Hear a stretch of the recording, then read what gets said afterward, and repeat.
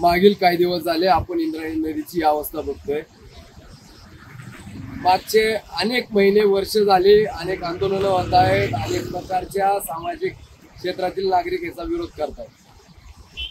प्रशासन कुठेतरी या गोष्टीकडे दुर्लक्ष करतंय का?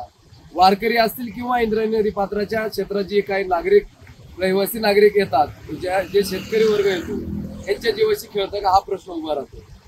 फक्त मागच्या काही काळात प्रशासन असेल किंवा प्रशासकीय अधिकारी असेल किंवा सरकार असेल की ते एकच गोष्ट सांगतोय की आम्ही इंद्रायणी नदीवर काम करतोय, विकास आराखडा तयार करतोय, राज्य सरकारने मंजुरी दिली आहे, केंद्र सरकारकडे पाठवलाय, कुठेतरी या गोष्टी थांबल्यात, चालू आहे। ही असली फक्त उडवडीची उत्तर आपल्याला आपण आतापर्यंत ऐकली। ऐकण्यापेक्षा आपण आता पाहिलं तर ही परिस्थिती आपल्याला दिसेल की आतापर्यंत कुठल्याही प्रकारची कारवाई या अनधिकृतपणे चालणारे व्यवसाय असतील किंवा या क्षेत्रात येणारी नगरपालिका नगर परिषद असेल किंवा महानगर पिंपरी चिंचवड महानगरपालिका असेल यांचं दूषित पाणी थेट इंद्रायणी नदीत सोडलं जातं।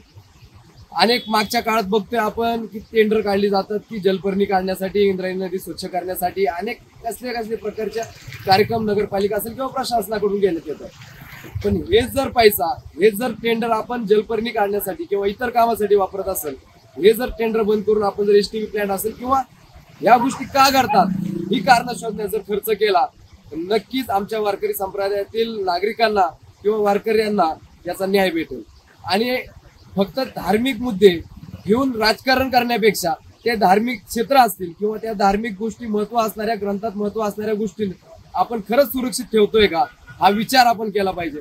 माझं प्रशासनाला विनंती आहे की येत्या 2 दिवसावर आषाढी वारी येऊन ठेपलेली आहे, या काळात काही जर निर्णय शासनाने घेतला नाही तर येणाऱ्या प्रशासकीय असेल या राजकीय कुठल्याही नेत्याला वारकरी संप्रदाय व तीर्थक्षेत्र आळंदीतील नागरिकांच्या रोषाला सामोरे जाऊ नये।